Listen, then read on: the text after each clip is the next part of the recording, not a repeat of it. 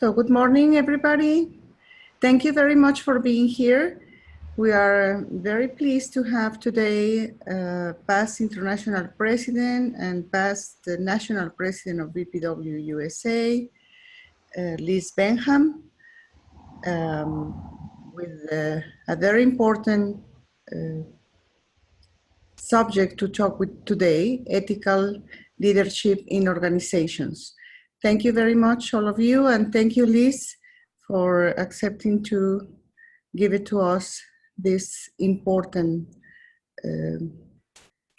matter. Well, thank you, Yasmin.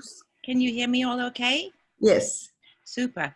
Thank you very much for having me. Thank you, Anne, for facilitating this. It's such a great platform for us, and I'm really honored and proud to be here on a topic which is really my passion, the organization of BPW. I've been a member for almost 40 years now, and I've served in every leadership position. So leadership for me is a very important subject. And today's topic of ethical leadership in organizations is, I think, even more relevant in our world today, and certainly in our organization. So firstly, I'd like to just define ethics. You know, ethics is basically the moral principles that govern a person's behavior or actions. And in an organization, where, especially an international organization of our size, in terms of different cultures, diversity, and countries, it is critical for us to really understand what that leadership encompasses. So first, what I'd like to do is talk about our mission as an organization, because I think it's really important for an organization to understand what its mission is. And I try to at least bring this attention to all of our members to understand who we are and what we do. So of course we know the mission, but it is to develop the business and professional potential, the business and professional and leadership potential of women through our advocacy, education, mentoring, networking, skill building, and economic empowerment programs and projects around the world. That's, I always say, is our mission in the New York Minute. And it clearly states what we do. But it also is important to know that if that's what our mission is, that's what we should be living up to. That's what we should be delivering. So it's about offering it and delivering it. It's critically important. So the other thing is our organization. We have to understand our organization. So if we look at a leading international women's organization in the 21st century, what does that require? It requires clear aims, a mission, and purpose. It requires worldwide members and partners. It requires professional management. And, you know, I'm just have to do one thing here, sorry, because the thing is, all your faces are hiding my slides. So I don't know how to get rid of it. So we'll just keep going. So basically, for a leading organization, you need all of these components. So the third one is professional management, structure, good ethical governance. And the last thing, of course, you need is finances and dues and from sponsors. That's where you get the finances from. So this is how it's structured. And then the next thing we do is we go to really, sorry, I missed pressing that for you, is the good governance. So let's talk about governance. Governance firstly defines the structure through which the division of power and responsibility in the organization is determined and developed. It also refers to the processes, structures, and information used for directing and overseeing the management of the organization. It also encompasses the relationships and mechanisms utilized for achieving accountability between the organization's board of directors, leadership, the members, and other stakeholders. So our affiliates are required to adhere to the BPW International Governance and framework. This includes our constitution, our regulations, our procedure manual, and these promote a high standard of professional conduct and prudent and diligent discharge of our duties. So these regulations, constitution, regulations, and procedure manual, is something that the entire organization diligently goes over at our Congress every 3 years to make sure that they're up to date and that they're relevant. What is more important, though, is that everybody should understand that those guidelines are required to be followed. Because when we have rules, it means that it's fairness for everybody. And that's one thing in an organization that always seems to go off track. We bend the rules a little bit because we don't like you. We do like you, or we don't like you. Or you did this, or you didn't do that. Or, well, we'll just let it go. That is just not acceptable. You have to abide by those rules and regulations in order to be ethical. So let's now go to the next thing, which is ethical leadership, effective ethical leadership. First of all, leaders really do understand their role and work, and they work tirelessly to enhance the morale, the performance, and the motivation of their organization. You can't get anywhere alone. And so if you can do that as a leader, you can make great things happen by understanding, first of all, your role. Secondly, you have to lead by example, which means that you inspire and motivate, and you're driven by a strong purpose, the vision. And again, using the rules, the regulations, and being fairness for all at all times. And good leaders create a culture of trust and respect. That, for me, probably should be number one, is to create that culture of trust and respect that is so critically important in leading an organization that is productive and that is motivated. So these points are going to keep going on now on just quickly ethical leadership. So number 4, ethical leaders keep their ego in check. And we've seen this many, many, many times. It's very easy when somebody becomes the president to let the ego take over in that position of power.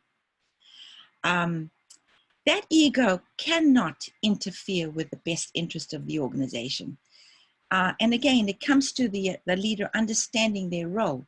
You are there serving the organization. You are there to facilitate everything around you within that organization.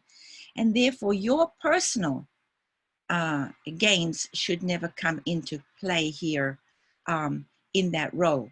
So you always put the organization before your personal gain. You're inclusive, and they seek other opinions and elicit the best performance from others. Can't stress enough how important this is. And as an organization, we need to clearly understand this when we choose our leaders, because somehow this ego stays hidden for a while. And you may know people a long time and not know that ego coming out, and yet it comes out as soon as they take a position of power. And it could be pretty or not pretty in terms of how that performance goes. So the next thing we look at, number 5, is effective leaders are very good at self-management. They're highly internally driven, and they use their motivation to stay on course.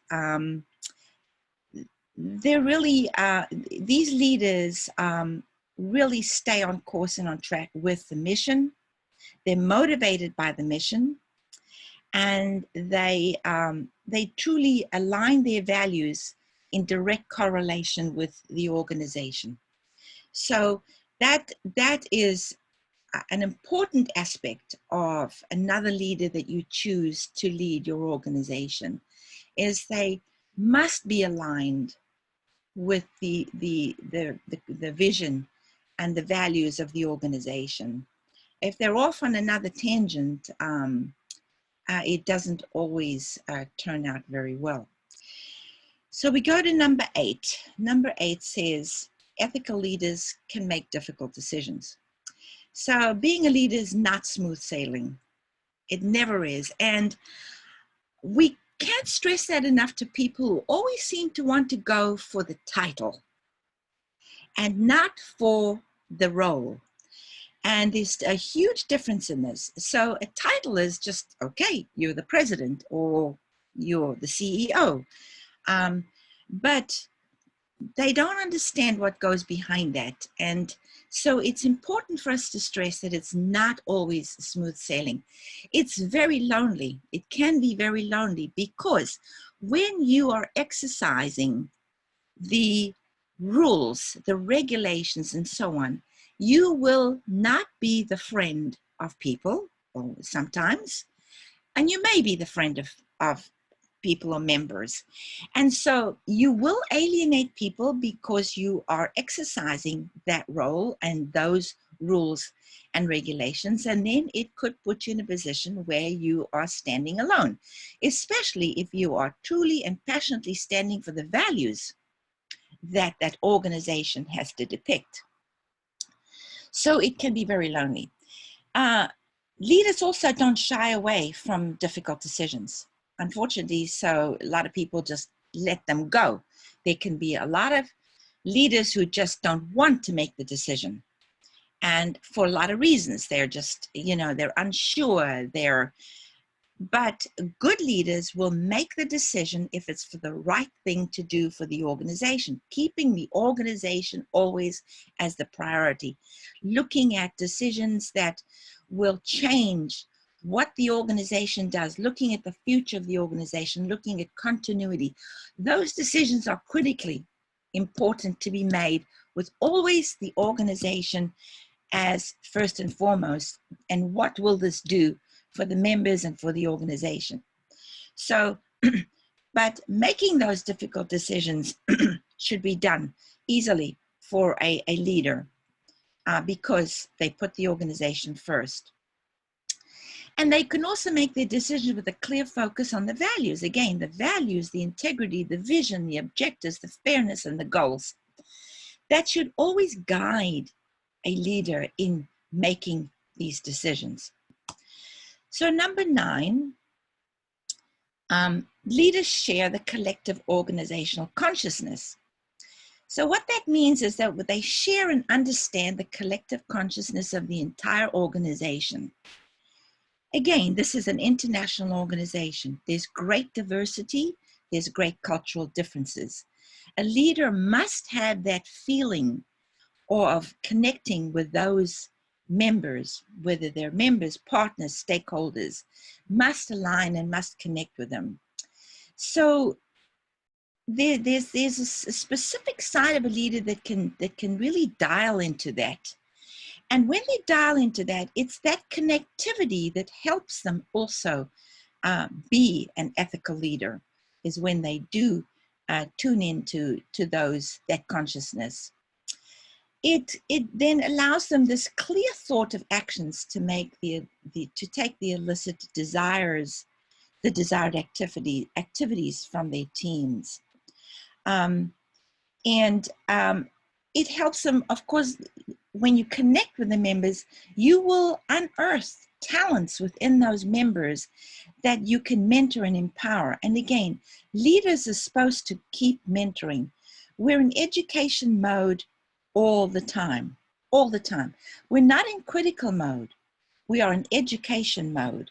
And that means that we identify other members who we need to mentor as leaders. We need to bring those people forward. We need to, engage with them, understand them, and help them to become the next leaders of an organization, because constantly we need to be looking for continuity. And leaders are not born, they are made. And they're made through their journeys of their lives and the people that they come around, that are around them in their journeys of their life. And And so, you know, we can affect incredible change with the leaders that we would mentor if we identify them as leaders and that we mentor and take care of them to develop their talents further. Because again, not everybody's good at everything. So we have to develop the talents that we don't have and maximize on the talents that we do have. And good leaders will identify that. Number 10, very important, that ethical leaders are inspirational. People want to be inspired. The only way you can action people in the right way is to inspire them. And so ethical leaders truly are probably the most inspiring of all. They have the ability to motivate others to rise the occasion. And again, if it's done ethically, it's easily done. It's not always easy, but it's easily done. So the style of their style, the ethical leader's style of inspiration is not just limited to the formal acknowledgement of a job well done, but they treat everybody as a valued individual and take time to understand what motivates them. Again, this is going back to the consciousness of each member of the organization, to connect with members, to understand what is going on. This takes a tremendous amount of work from a leader, because in an organization like ours, when we know as international presidents, we travel around the world, we meet different cultures of people, and it's difficult. But again, there's an instinct that comes out that you connect with people to really understand what drives and motivates them. And that's where you will also identify future leaders in doing that. Number 11, good leaders entertain new ideas. So we understand, or leaders understand that the success is dependent on the efforts of an entire team. Ethical leaders know that they can't do that alone. They are there to lead and guide and maintain the vision and the rules and keep everything going well. But they also depend on the input from a team. And there's such richness in our organization. When you dial into that, you will find tremendous richness in the organization and value that can help everybody put the growth of the organization, you know, as a priority and to make it happen. So that openness for new ideas and to engage everybody is also critical in effective ethical leaders. Number 12, they listen and they take advice. Good leaders will never turn away from advice. They know that they don't know everything. And that they are definitely open to taking that advice and listening. I mean, you know, and advice is given freely by everybody all the time when they have that platform of being able to do so. When people feel that it is there's openness, then they will give advice. But as soon as they feel that there's no openness, that is blocked, it, this person will not take advice, or this leader will not be open to any suggestions or advice, or that they know everything, then that blocks that channel completely. And that's really very sad when that happens, because all of that should come together in making an organization effective and growing and vibrant. So also effective leaders are proactive in their approach. They take action in leading the organization, constantly, again, looking at the mission and the vision. They lead with vision. They communicate it effectively, and they inspire a sense of commitment and purpose.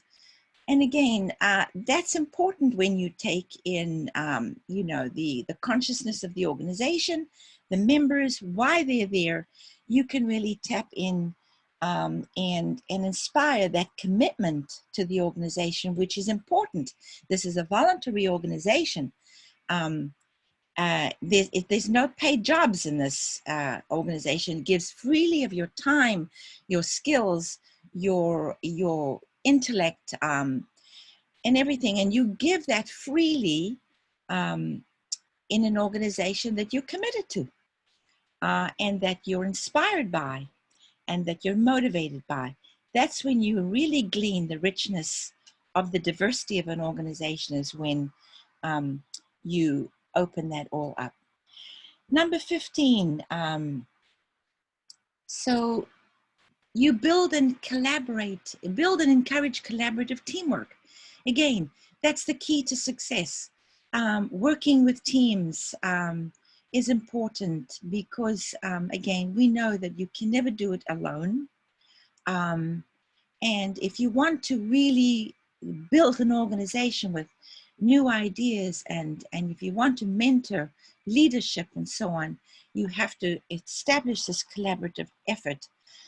Because then you identify those leaders too in the tasks that are done, whether they're a task force or a project. You can identify the upcoming leaders in those tasks by that collaborative effort, by bringing everybody in. A lot of people, and as a president, I was always amazed how sometimes the shyest people that you come across can be the most effective. You need to find them and bring them out, because they don't always stand in front and want to be the center of attention. There are people that do that, and those people are not always effective. They're good at being the center of attention, but they're not good at bringing people along with them. And some of them, the most quiet people that I've come across, have turned out to be really effective people and leaders in the long run, once you bring them out and give them the courage, because it also requires courage to do that. And then, of course, good leaders reward success. It's always great to say thank you. You reward success and you say thank you. In an organization like ours, thank you goes a very, very long way. Having an attitude of, well, it's your job and you should do it. Yes, that's important, but saying thank you for a job well done goes a very, very long way in motivating and inspiring people. So let's go then to number 16. Number 16 is good leaders expect and deal with conflict.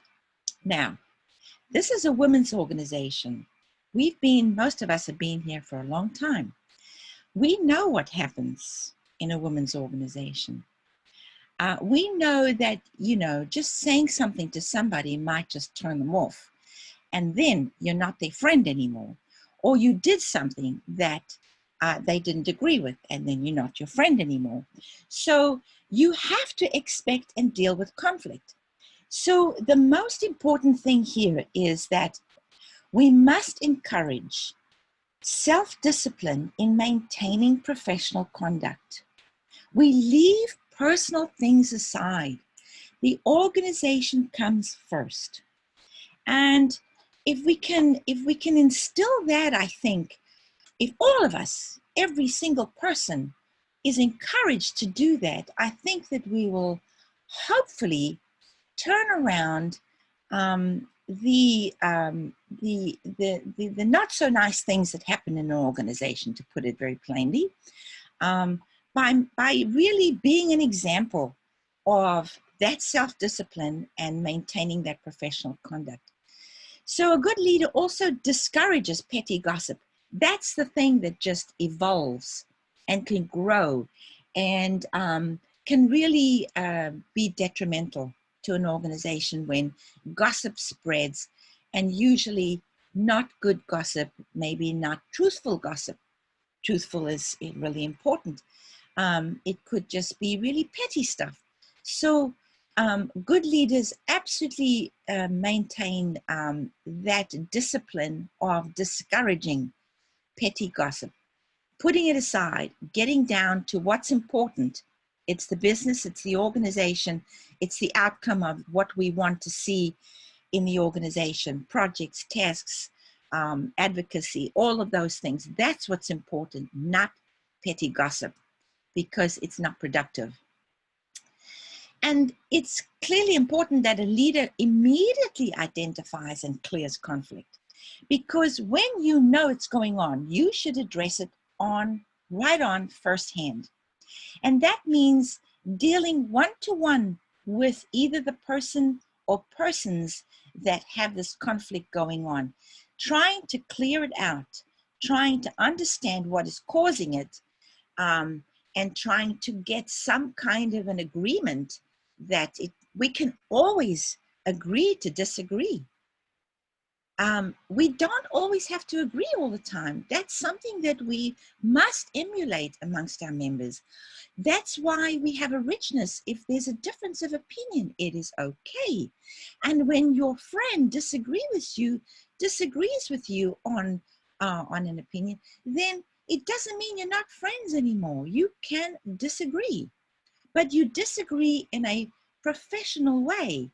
And if you disagree, you understand that it has to come from what's right for the organization, what's the right thing to do. Because there are always easy ways around doing everything. There are always shortcuts in any organization and in any business. There are shortcuts in the way you do things. And it may not be ethical. So you have to be able to understand that maybe people will disagree with the decision. That's okay, as long as it is for the good of the organization, that it takes into account what the outcome of or what will happen when we put this decision out there or this action out there. Will it be detrimental to the organization or not? That helps to guide the ethical way of dealing with conflict. So also, a good leader maintains harmony. And to maintain harmony, you have to demand respect from and between all. And I cannot stress that enough. The respect is critically important, and it comes from professional conduct. We have to value the diversity and everyone's contribution, no matter how big or how small. We have to value it and respect it. We don't let divisive issues stand. In other words, going back to clearing out conflict or divisive issues. If something comes up, we have to deal with it immediately, clear it out, have a discussion of understanding of why there is a conflict, and try to get it cleared away, so that those divisive issues that come up don't stay there, because they will fester, they will get worse. It will not be good in the long run, and it could lead to other bigger issues that you don't want to deal with. So what helps with this too is also transparency in all activities. Transparency is a great thing to have in an organization, and ethical leaders are quite open to transparency. They don't need to hide anything. They don't need to keep things away from people because they think that it may not be productive. Transparency is always good. And if it's done in the right way, every action that you do, if it's done for the organization in the right way, there's no fear of transparency at all. And lastly, good ethical leaders definitely lead by example. So if you want to maintain harmony, then you lead by that example. You have a harmonious team around you. You know how to work with team players. You know how to work with a board that's very diverse. In BPW International, the international executive is a very diverse board. And that requires real skills in order to make sure that that remains harmonious and productive.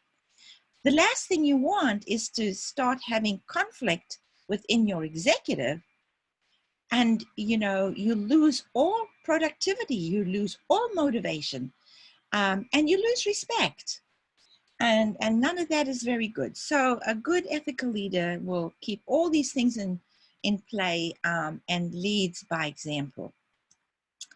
Number 18, and this one I'm going to really spend a little time on. An ethical leader shows respect, or shows respect.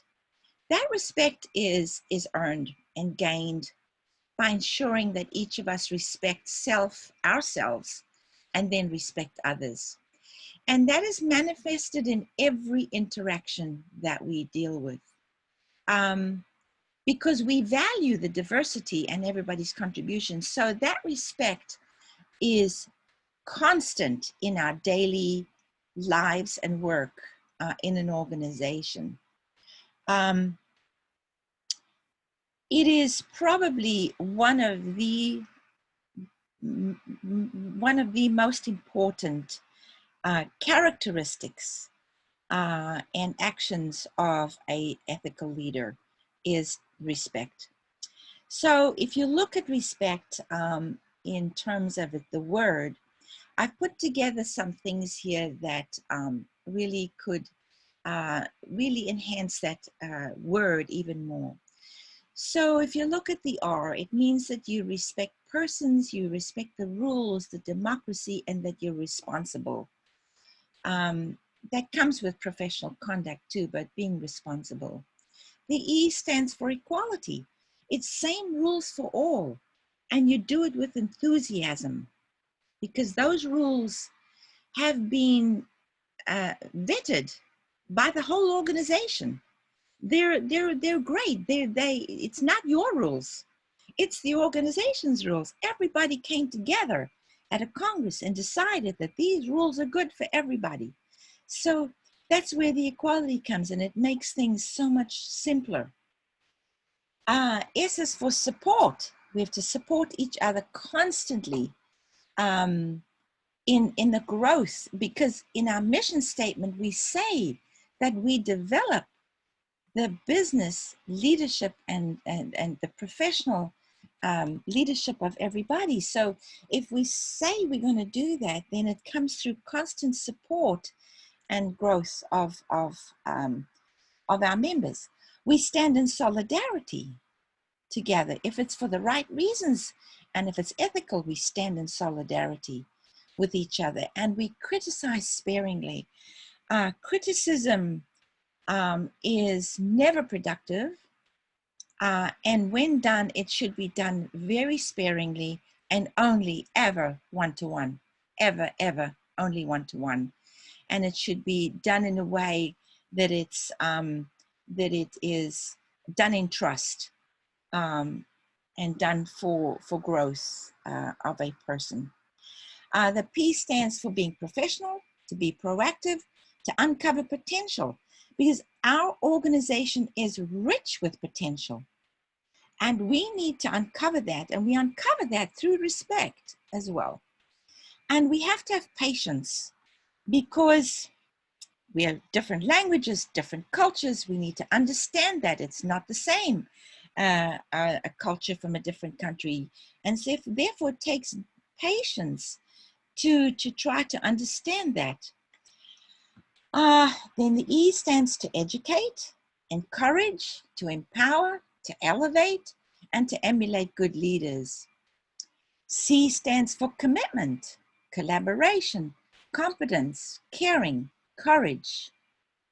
And the T stands for being truthful. Always be truthful. If you make a mistake, or always be ready to say you're sorry. Good leaders will never hesitate to say they're sorry about making a mistake. And you have to be tolerant and thankful always for the people around you who together make an organization great and make it work and make it productive. And out of this respect, you will be given trust. And I say that trust is the gift that's given to us when we have earned respect, because it truly is earned. And what is critically important is to know that that trust could be lost very quickly when unethical things start to happen, either personally or in the organization by yourself. So you would lose trust very easily. So it's a gift that you have to treasure and that you have to maintain. So lastly, I just wanted to go through this little wheel of the qualities of ethical leadership. And these are some of the points that are important to remember. Number one is that ethical leaders have honesty, always honest in everything that they do. They have great humility. You know, humility is not being subservient. It is such a strength. It is an opposition to arrogance, because arrogance, I believe, is a real weakness. Where honesty is a strength, and humility, honesty and humility. When you project humility, it is a great strength in a leader. Integrity, meaning that you will always stand up for what's right, that you always try to do what's right, and that comes through in your decision-making processes all the time, that you're always doing it for the right reasons. That is part of your integrity. Great leaders are competent. They can do things, and when they don't and can't do things, they will ask somebody who is more competent in a specific skill to help them. They don't shy away from that. They don't feel inadequate when they don't have a skill that makes up this component of everything that we are in great leaders. You reach out and you get help on that skill, and so they do that very easily. Good leaders are very respectful, as we've talked about. Respect is, I think, just diagonally in line with honesty, is to be respectful. Good leaders are fair, very fair. You can't run an organization not being fair, because you do have the rules and regulations to go with it. You have respect behind you. You have humility, and all of that comes into being fair, and to making that known when you have an issue of conflict where you've resolved it, and it may not be pleasant for the outcome of this conflict. It may not be the desired outcome for the person that is in conflict. But what's important is to let them know it came out of fairness, came out of respect, came out of humility, and it came out of doing the right thing for the organization, which ultimately always comes first when you're in a position of serving. Good leaders are inspirational, and good leaders are, of course, always service-minded. We are not there to be self-serving. We are there to serve. And that's an important thing that we should always bring out in our leaders, is that they're not there to be served. Just because you're the president doesn't mean that everybody has to run around and do everything because you're the president, and that you become either a bully or one of those who just dominate. Service-minded means that you serve everybody. You serve the organization, and you also serve everybody. You serve everybody with honesty, with respect, with humility. Inspire them and be respectful. So I think that's a good wheel to look at. Lastly, I want to just go over the college. And I know that we have two different colleges in our organization. I happen to love the college, and I happen to love when we have it at every meeting to start out the meeting. What I've done in this college, and Mary Stewart will probably kill me, but anyway, she's not around anymore. But I've taken the word God out because, of course, we're an organization that is multicultural and has different religions. So I took the God out, but I love the words in this, Colette, and it really rings through on what we as women and as members of an organization that want to see the best come out of it does. So, keep us from pettiness. Let us be large in thought, in word, and in deed. Wow, that's just so wonderful. Let us be done with fault finding and leave off self-seeking. May we meet each other face to face without self-pity and without prejudice. May we never be hasty in judgment and always generous. That is so key. We must never be hasty in judgment, and we should always be generous.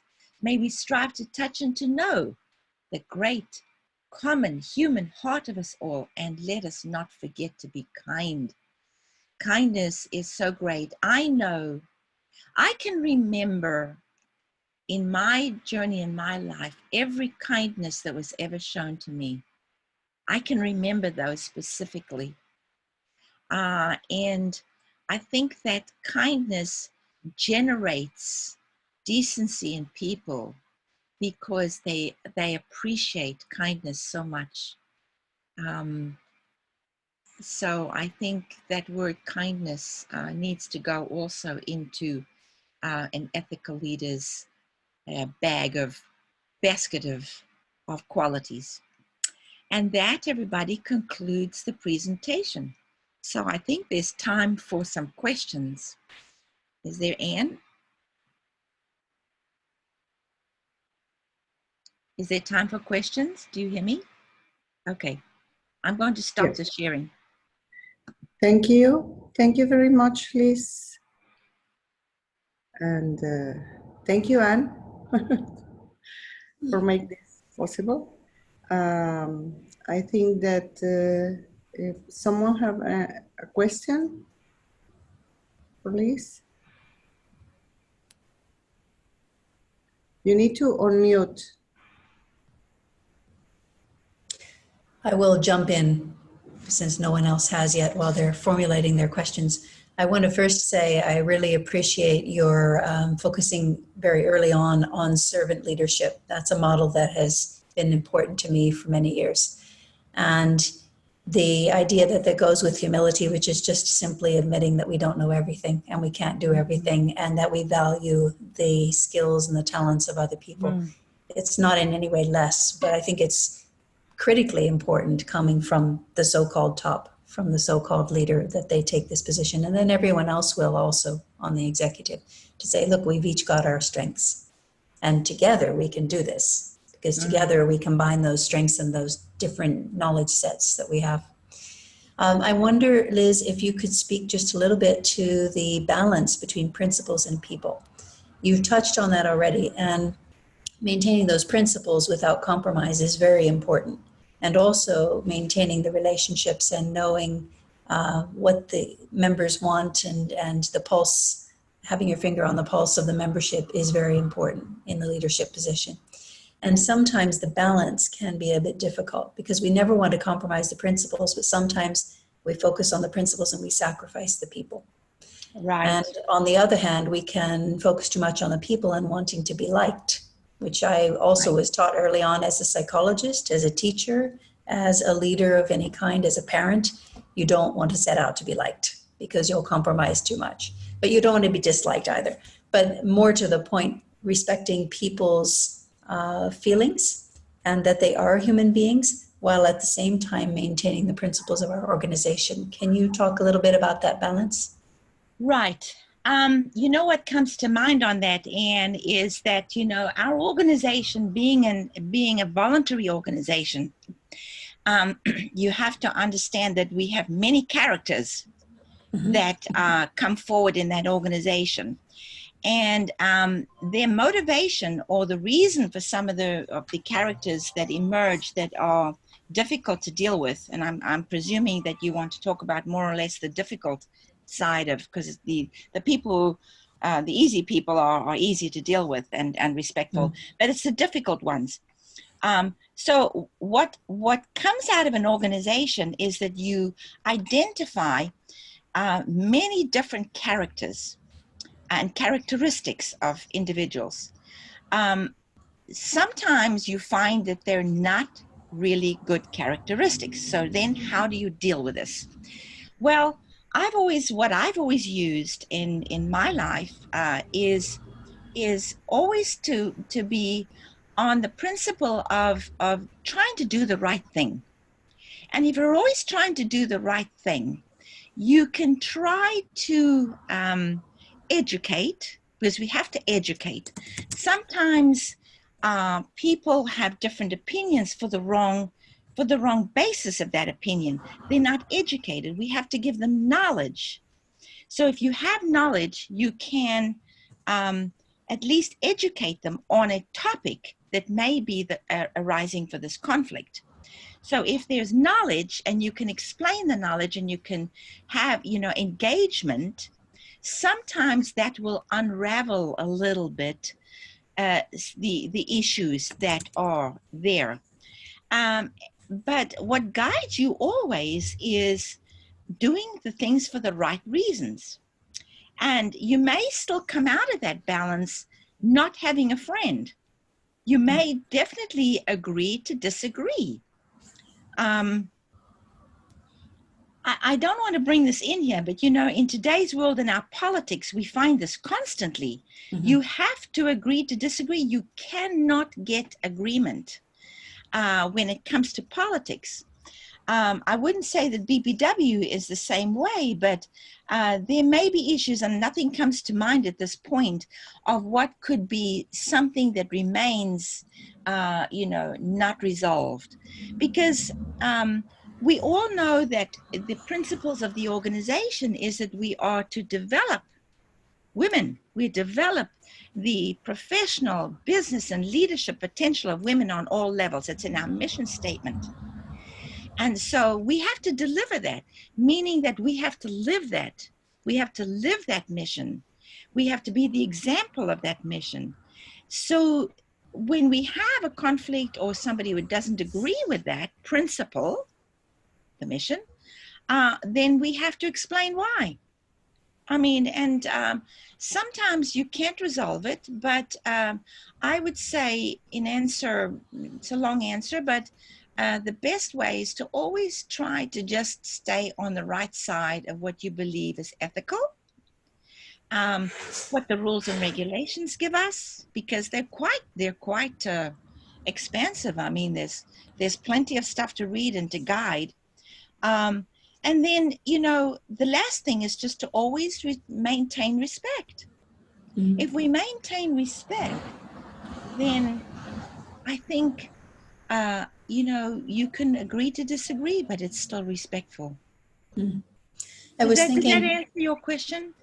Yes, in part. I was thinking also of the aspect of compassion. So while I agree fully that we never want to compromise our principles, there are leaders who become so rules focused that they forget that that's a human being on the other side.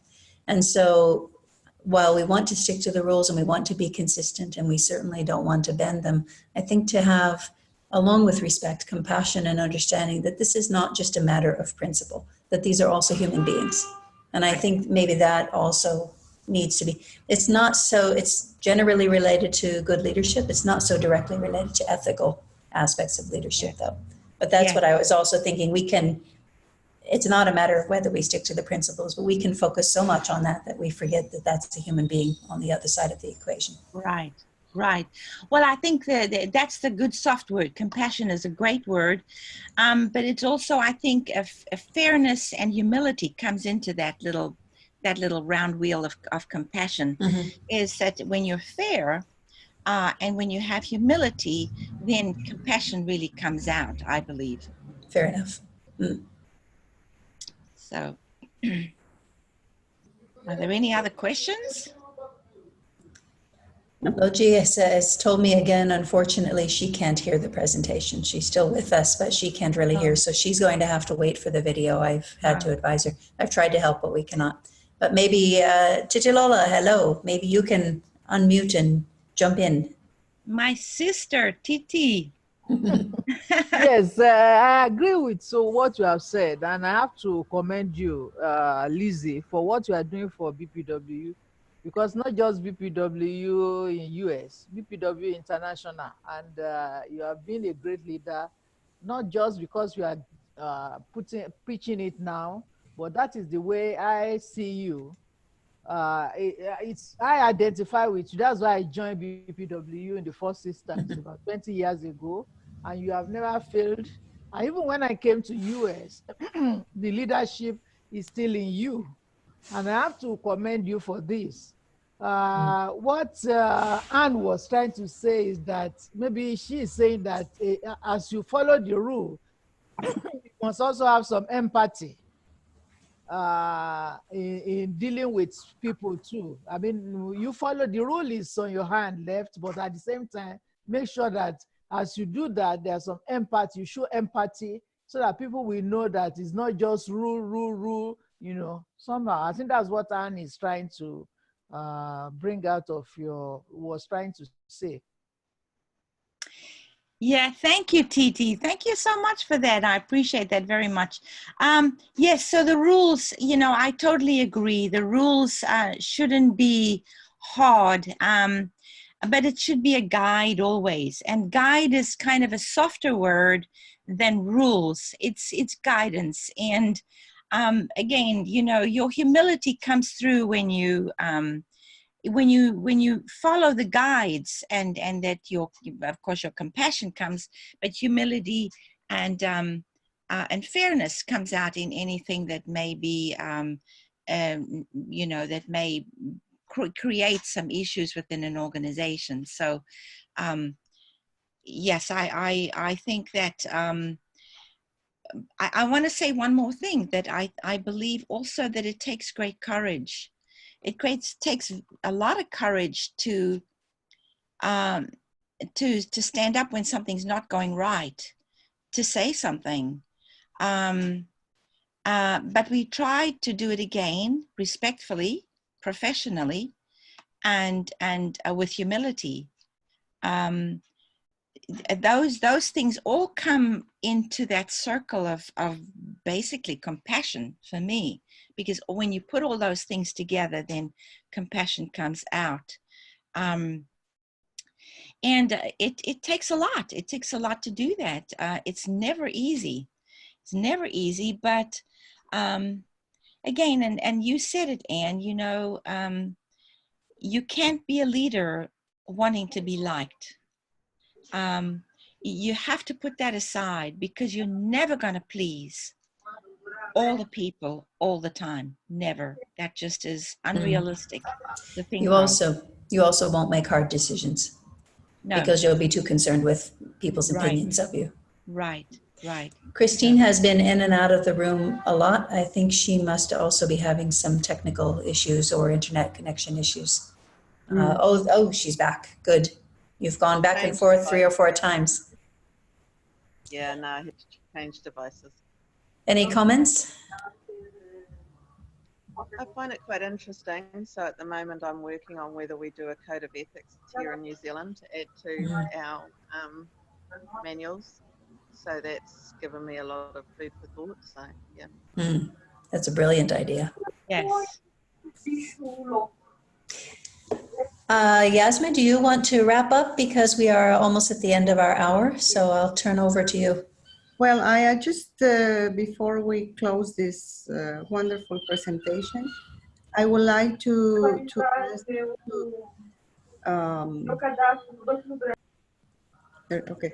I would like to ask Liz that, or I will express my concern to all of you about how can we ensure that the members that wants to be in a position fulfill these requirements. The problem sometimes are that we just don't know. We arrive to the assembly in the International Congress, and sometimes you don't even read the CV of the, just vote because they are nice, or they are well known because they have the possibility to travel all around, but we really don't know what is in if they have these skills, Liz. And something that is lacking in our regulations is the part of exactly about the ethical, and that there is nothing about how to deal when unfortunately the leaders that you elect in the assembly didn't fulfill their jobs. So what there is no mention in our regulations what to do. It's just like, of course, that our founders never thought that someone will do wrong in this organization, maybe because of this, but there is no code of ethics. That I think is very important that we think for the next Congress to place this motion to have a code of ethics and a committee that deal with this kind of conflicts at the international level. And I think that is the same in the local level, national level, regional level, that, as you said, sometimes they want the position to have the title, but not because they will do the job. Right. Even they, many times they want the position without know nothing about the organization. It is incredible that you want to be, for example, in the international board without know the governance of BPW International. For me, it is a common sense that when you apply for a job, you know the conditions and regulations of what you will do there. But this is a fact. I've been in the executive since we were president, and I can see that same local, national, regional, and international level. And this, unfortunately, obstruct the develop of BPW International. Yeah, I agree with you, Yasmin. I think that it's time, because it's a changing world. Dynamics, people have changed. I don't think we're the same that we were 100 years ago. So understanding that, we have to really look at the future. What's critically important is always the organization. The future of the organization has to last. If we've gone almost 90 years in international, 100 years in the USA, we want another 100. We want this to be everything that our mission states it is to be. So we have not done a good job at all on selecting leaders. And I think that we will definitely have to look at this very critically in the future now. You know, when you want a job to be the president or on an international board, that international platform means that you really have to have knowledge and expertise on being on board. So many of our members have never worked on a board that are elected, have never even worked on a board, you know, of that magnitude. You know, corporations, when they look for people on a board, the due diligence that they do, where they absolutely vet those people who come on that corporate board, is incredible. I mean, they take a long time to vet the people that they finally get on the board. And we don't do that. You're absolutely right. We get to a Congress, we see this person for the first time, and we have to make a choice. And that's not good. It just isn't a good way of doing this. And the organization will suffer and can suffer heavily because of choosing poor leadership. So I agree with you. First things first, we have to, and Christine has already said it, we have to come up with a code of ethics, a code of conduct, ethical conduct, that has to be implemented and put into our regulations or our guides, our procedure manual and so on. Because again, if you are a president of an international organization, you cannot be doing 3 jobs or 4 jobs at the same time. You have to focus on just that job. That means it's a commitment. It's a real commitment.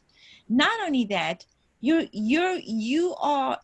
have a fiduciary responsibility because members are paying dues to get that service, to get that vision. There's aspects of that fiduciary responsibility that have to be taken into consideration, that you just don't get elected. You're elected now and you have a budget. The members' monies pays that budget to allow you to travel, to allow you to do your work. And there's a fiduciary responsibility that goes into that. So that code of conduct is important to understand that there are many rules for fiduciaries, that actually people that are in financial world have fiduciary laws that are really tough. So we have to have the same. And I think that the vetting process that we will need to come up with to choose the leaders that are going to lead this organization is going to be critical moving forward.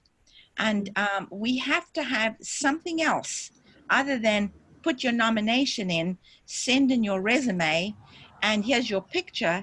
And at the Congress, that's it. I mean, we don't even really have vetting processes at the Congress for the members to get to know you.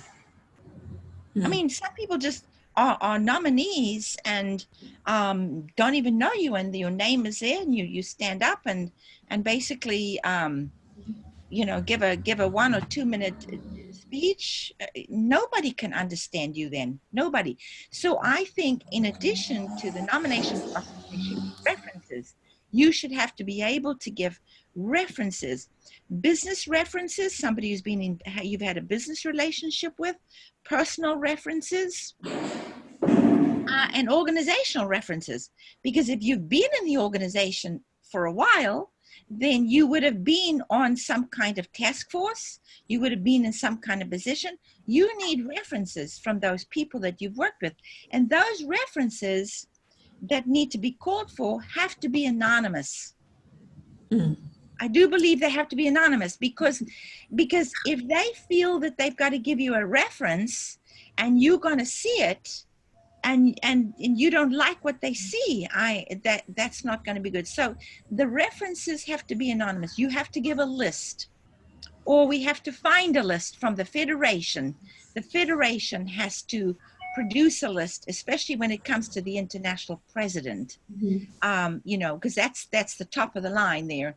The Federation who is nominating you has to give a list of references that the committee, and I like the idea of a committee, can communicate with to get some kind of a vetting process going.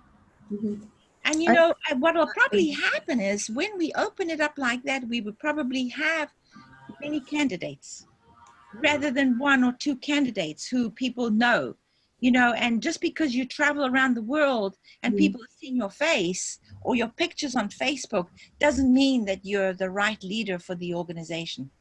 Yeah. Well, time actually. I think Anne's getting anxious here. We're getting. I am. Yeah, sorry. I think Lizzie, what he's also saying is that supposing after being selected as a president, supposing the president is not doing what he should do, what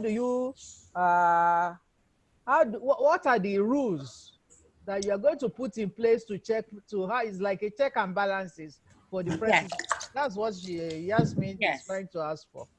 Yes. It's not only the president, but it is not only the president. Every post. Yeah. If the regional coordinator He's that not doing his, yes, he's not doing his he or work. How do you check me? How do you correct, or what are the rules that you put in place to have another person or somebody or to correct the coordinator?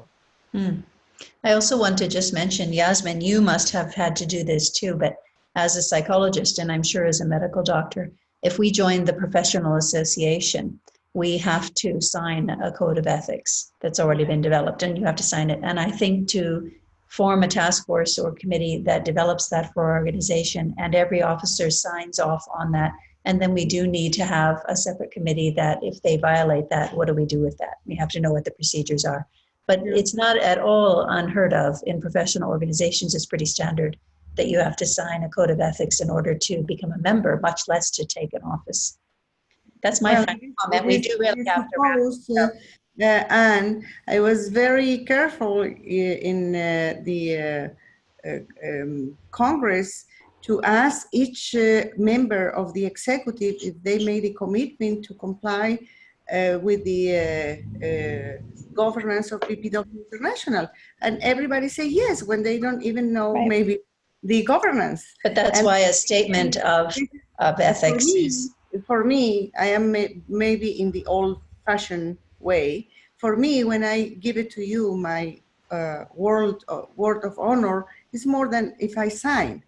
That is why when you say yes, I swear that I will comply. Yes, but we don't have a code of ethics, and if we have it and they've signed and dated it, then we've got a physical record. We need it, and definitely the members should read the governance, so then they know their rights. Right. How to, for example, the selection of the regional coordinators should be in these dates, in this following these rules, and not. Oh, I didn't know. No one told me. Well, you have online the regulations and everything. So you need something that amazed me is that not only at the international, local or in all the levels, that when I asked the members why you didn't fix this or complain about this, oh, I'm afraid, and you know, she's the president, so we have to do whatever. So I said, look, we are in an organization that are working for the women's rights, and you are not capable to defend your own rights as a member. So what is going on here? Okay, so we really need to really good preview of next month's webinar, because next month's webinar is on good governance with Bessie and Sylvia. So let's not go too far into that today, but I do think we should bring this to a close because we're well past our time. So would you like to do that, or shall I, Yasmin? No, now is your time. But first, I thank you again for this platform. Thank you. And thanks, great thanks to Liz and for everything that you've shared with us. And out of this has come increased awareness that we need an actual code of ethics along with our other procedures. And I think that's a good outcome, a good concrete outcome from this. So we'll take this back to our clubs, but also we will have it be online very soon. And that will be announced on the Facebook page, and then share that link as widely as possible with our organization. Thanks to all our participants today as well. Thank you. Just a final point is to let you all know that the Liz is always in best mode to support us and to advise us. I'm saying that because apparently Titi Lola have some questions, and I think that you can check advice with Liz, and we are always. Just give me a ring, Titi. Okay. Okay, thanks. Okay, thanks to everybody. Goodbye for now. Bye-bye. Bye. Bye-bye.